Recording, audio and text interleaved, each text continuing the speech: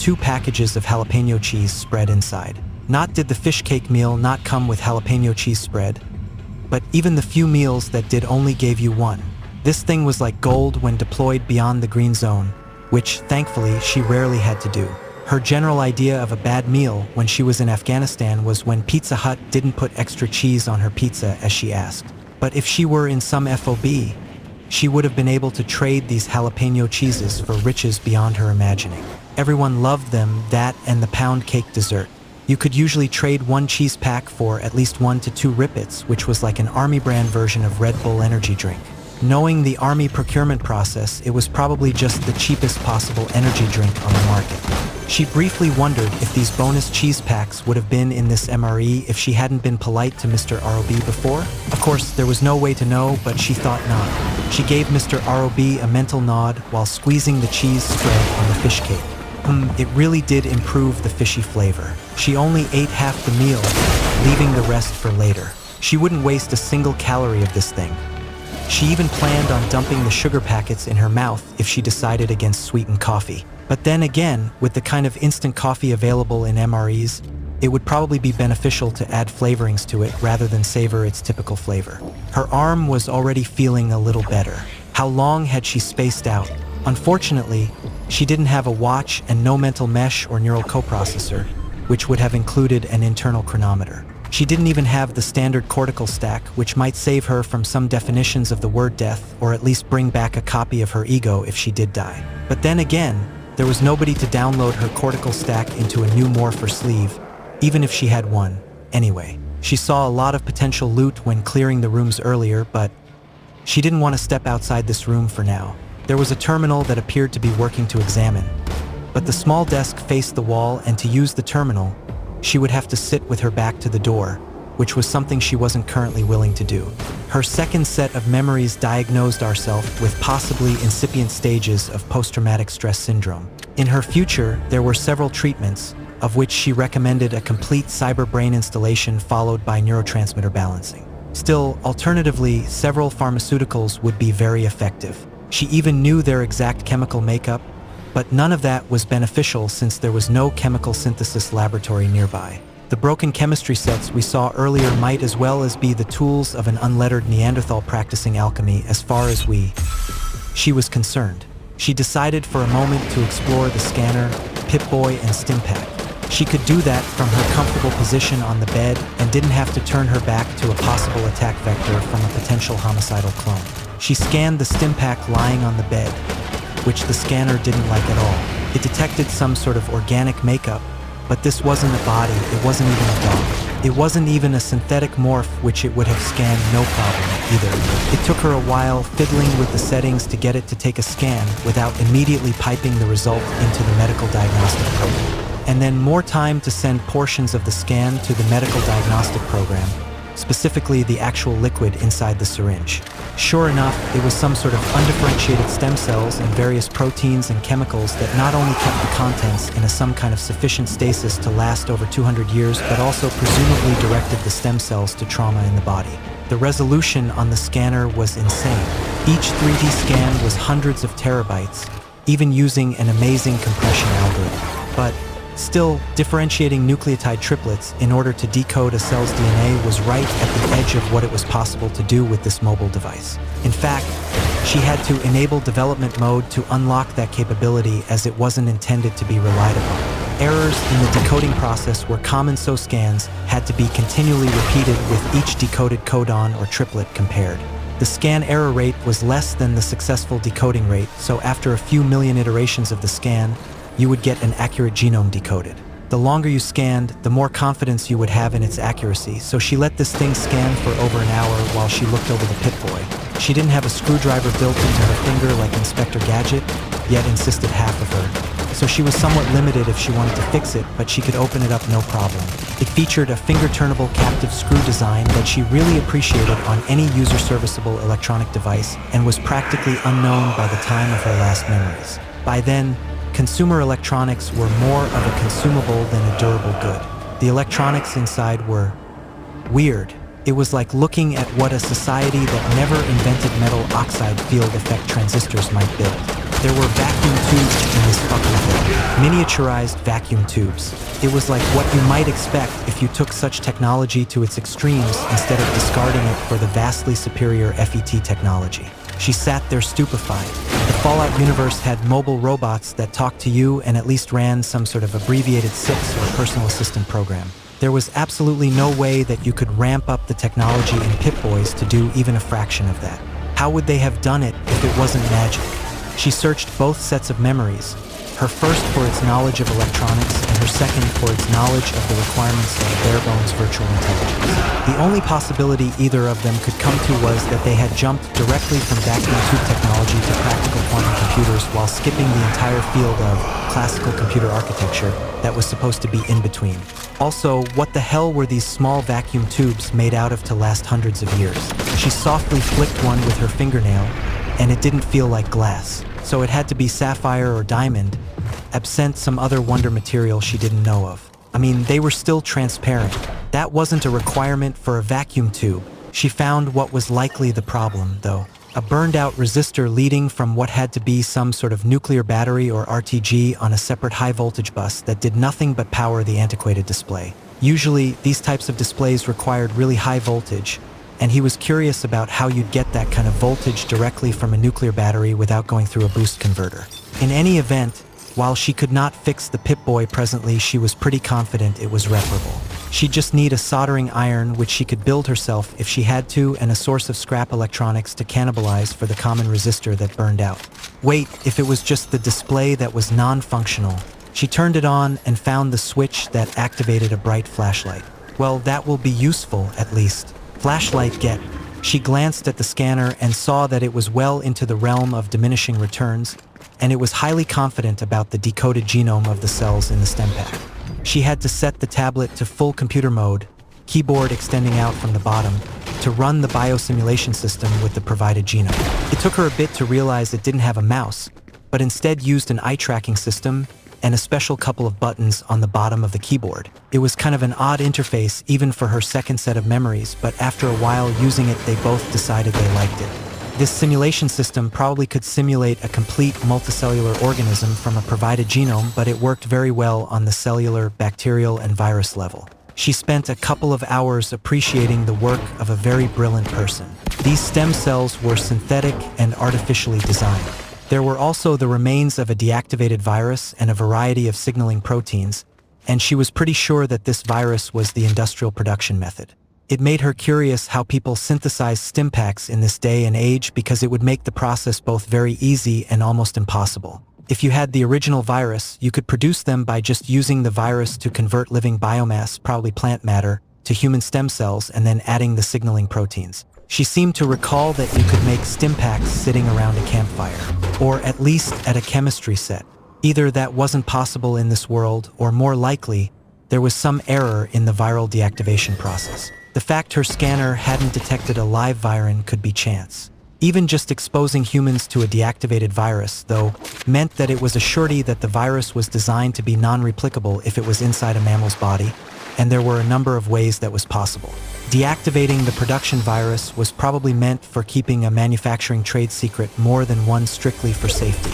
The more she thought about it, the more she agreed with this hypothesis. But that would mean that most people who make stim packs in the wasteland aren't conducting chemistry at all, but are just performing cargo cult alchemy at the altar of some remnants of a pre-war virus. Actually, that does sound very Fallout.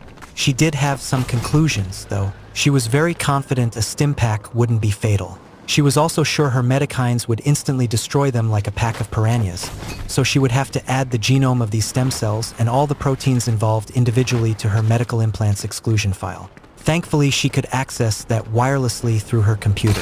Lastly, she was close to 100% positive that using a stim pack even once would give her cancer. Not right away super cancer or anything, though, but malignant tumors would begin to form at the site of healing after a couple of years. Considering she knew a number of ways to cure cancer, that wasn't a deal breaker. Honestly, she was of the opinion that if you used a stim pack hundreds of times, you would likely get cancer over time, even if you were a baseline human. Maybe the Fallout universe had cures for cancer too? These were designed to be a first aid tool. If you could cure cancer, it would be a good trade to get predisposed to cancer eventually if the alternative was bleeding out or being blind forever. Her intuition led her to believe that the minor risk of malignant tumors was probably hidden from the public if whatever pharmaceutical company designed Stimpaks was like any of the other corporations in this universe. She spent the next few hours carefully extracting the decoded amino acid chain for each of the novel and interesting proteins in the Stimpak, and sure enough, she did eventually find a number of active virins. She would bet 100 bottle caps part of the process of synthesizing the fluid Stimpaks used was exposing it to an existing sample of Stimpak fluid and waiting. She would have to examine a new Stimpak and compare it to this data from a pre-war manufactured one. She figured that new ones had a lot shorter shelf life, for one thing. She used the computer to program her medical implant, including setting up new owner credentials to prevent possible hacking since it was operating in factory reset mode. She didn't want to leave this room until she could, if needed, use a Stimpak and expect that it would save her life. By now, her arm was feeling much better than before. Although she was aware the bone was still knitting, she figured she could use it for light duty so long as she avoided a Gary smashing it with a crowbar or picking up heavy objects. She explored this room completely and found a laser pistol and a number of energy cells in the desk drawer. That was an interesting and beneficial discovery. She only had around 25 rounds of pistol ammo. The laser pistol was not as blocky or experimental looking as the laser pistols she remembered from the Fallout games. Actually, the normal pistol was a lot slimmer too. It reminded her of H&K somewhat, whereas the 10mm pistol in the Fallout 3 game was sized to be as big as your femur. Almost all the guns in Fallout 3 were really quite awful in model design. Animations were terrible, from always shoving 2 shotgun shells when reloading a double barrel, even if you only fired 1 shot, to always reloading 5 or however many bullets in the lever action even if you only fired less too. So she was quite glad the weapons in this universe she actually found herself seemed more realistic.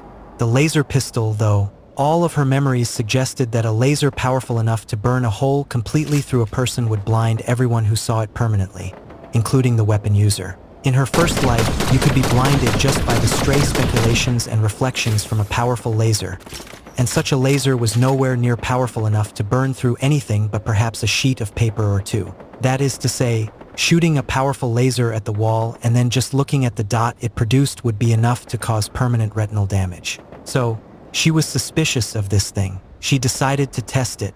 Her Medicines could repair her retina in a few hours, anyway. She closed her left eye and, for good measure, held her left hand completely over the left eye. It took her a while to psych herself up to do this, but she then squinted down the sight of the laser pistol at the pile of discarded bedding. She ignored the part of her brain that told her she was being foolish and pulled the trigger. It was bright. The sound was similar to a high-powered pulsed laser. A soft crack and a red beam of light was momentarily visible. She opened her left eye and blinked her right eye and then tried to glance around. Everything was blurry. Surely she is blind in that eye now, right? Her second set of memories reminded her that one of her eyes was dilated and the other was not, so of course binocular vision would be blurry at first and implied we were dumb. Well, bitch, you are me, too. So what does that make you? She blinked a few more times, waiting for her eyes to even out. She can still see as well as she always could, as far as she could tell. She checked her computer, which still had her medical interface pulled up. No new trauma, eye-related or not, was listed. She started coughing for some reason, but then realized that the discarded sheets and blanket was on fire. Fuck, half of her opened fish cake was still in this room. She wouldn't sacrifice calories to save herself from some temporary burns. She jumped to her feet, opened the door, quickly grabbed the burning bedding and ran outside, throwing it as far as she could. Then she carefully stomped out the small fire. She wouldn't waste any of her radioactive water on putting it out. She rabbited back into her room, making sure there wasn't anything else on fire in there before grabbing the laser pistol and peeking out the open door, carefully and in each direction one at a time. Okay, she supposed she was being a little irrational here. She closed the door and decided to check on the functioning terminal at the desk. There was a sidearm in this room which was single occupancy. This had to be the room for a sergeant, a barracks matron, or something similar. However, she set the pistol next to the terminal in easy reach just in case. Thankfully, the terminal's interface was very weird. But there was no hacking needed, as she had no idea how this operating system worked. Instead, she'd have to prioritize exploring libraries or any Robco building just to find documentation on the Robco OS. For now, she was able to bring up what was, in effect, a note-taking program being used as a journal. Unfortunately, she didn't learn any deep secrets about Vault-Tec, but did learn the Garys went insane, and a couple of dozen people barricaded themselves in the female dorms. Half the people never came back from either exploring for supplies or attempting to escape the vault, and eventually whoever was in charge decided to poison that night's meal. Grim, but cheerful in comparison to some fates that occurred in Vault-Tec vaults. One entry did give her very useful information, though. Apparently, they had attempted to kill all the Garys and apparently succeeded. But the next entry said, "The system keeps cloning more." That certainly explained how clones that didn't look that much older than 35 were still alive 200 years after they were supposedly cloned in the first place. It made her very much want to explore this lower level that featured an intact and operational pre-war cloning and life sciences lab. But something in the pit of her stomach told her that was, no doubt, the most dangerous area of this place. She didn't expect Spec Ops Garys, but she did expect ceiling-mounted automated machine guns, killbots, and possibly traps. Maybe AI controlled if the computer system in the vault was sophisticated enough. In other words, precisely the things she wasn't in any position to deal with at the moment. So she would have to put a pin in Vault 108 and return to it at a later date. She decided to loot the entire dormitory wing and then try to break out of the vault. There was a settlement not too far to the north, she recalled.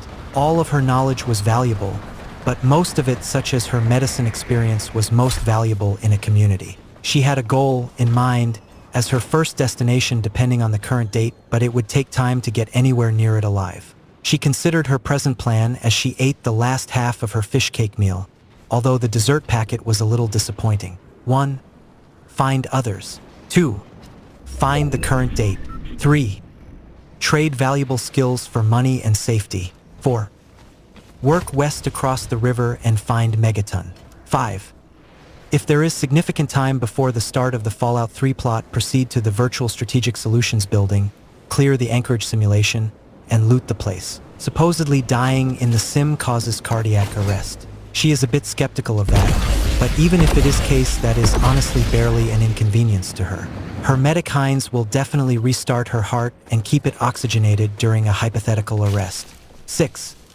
If there isn't much time before 2278, stay around Megaton and become a follower of the Vault Dweller and ride his or her coattails to fame and glory. Quietly kill them with a hostile Medikine attack, poison or virus if the Vault Dweller is a complete psychopath or is about to help the Enclave with Project Purity. She nodded. That was an excellent first plan.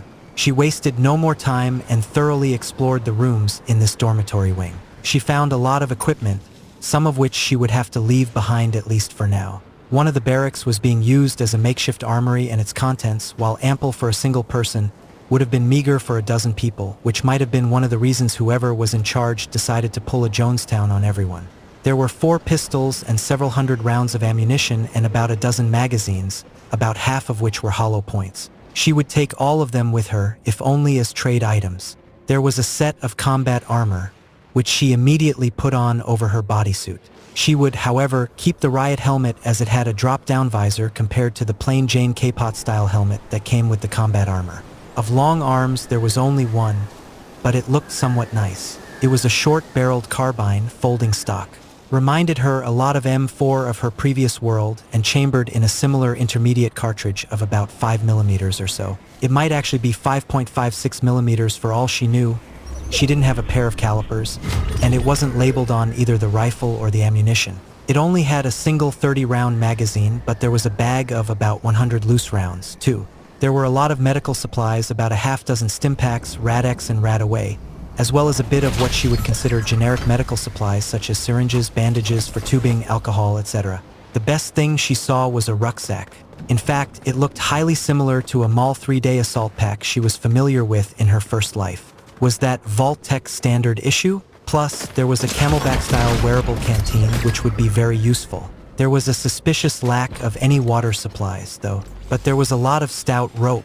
She would take as much of that as she could. You never knew when you could use some rope, and it was quite laborious to fabricate without an industrial base, so it was probably worth a lot. She found a lot of food. She would take most of it with her after scanning it for toxins. Despite her nanomachines, there were a number of toxins that would still be fatal in enough quantities, and unfortunately, they were some of the simpler and most readily available varieties. Hard to stop the COX inhibitor effect and resultant histotoxic hypoxia cyanide caused without a nanomachine individually sequestering each molecule of the stuff. A nominally fatal dose wouldn't kill her, but most people intentionally poisoned by cyanide usually receive thousands of times the lethal dose. It wasn't like cyanide was expensive. If she had a neural mesh or a cybernetic brain, her present Metokine hive would likely be much more effective against toxins, as it could take some processing power from either to run an expert system to coordinate all nanomachines simultaneously. Oh well, while she didn't exactly have complete blueprints for either of those in her head, she did have a full understanding of exactly now only how they work but how they were invented. So it was something to look forward to. I mean, who didn't want to do a little elective brain surgery on themselves? God damn it, second set. Don't just take over thinking without asking. She made a shocking discovery when she was investigating the restroom and communal showers. She turned one of the showers on as a lark and it worked.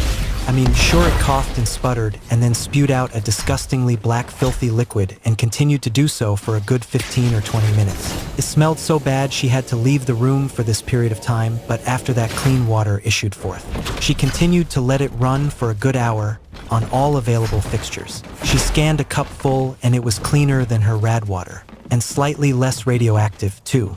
She chuckled as she supposed Vault 108's water chip was still functional. The weirdest thing she found was a telescoping back scratcher, but she found a good use for it. She used one of the diamond wedding rings she found on the skeletons to score a half dozen or so pieces out of the mirror in the restroom and made compact mirror squares. Then she used some Abraxo brand superglue, which somehow was still a liquid, and glued one of the mirrors to the back scratcher portion. She could use this to look around corners while keeping her squishy brain behind them. She wondered how valuable jewelry was because she found a fair bit. Some old world cash too, which she didn't even bother taking. She loaded up on everything she could carry and returned to her single occupancy room. She decided she would sleep first, then head out first thing when she woke up. She'd been up for over 8 hours, and she didn't precisely know how long it would take to fight through the Garys to make it to the surface. First, though, was the most important thing. She returned to the bathroom, carefully stripped down yet kept the pistol and knife in the next stall, sitting on the soap holder, and took a long shower. The hot water, for some insane reason, worked. It had to be an electrical system, she supposed, like the endless hot water tanks she remembered from her first life. It was glorious. She used all the soap she wanted, since she already packed some and couldn't carry the rest. The only downside was there was no towels. None she was willing to use anyway, so she had to air dry like Cuba Gooding Jr. from Jerry Maguire. At least there was a wire brush she could use for her hair. Otherwise, it would be a ticket to endless tangles and then trip someone rushing through the door and slept with the laser pistol and knife under her pillow. She tried to go to sleep. It was slow coming, and at that moment she decided that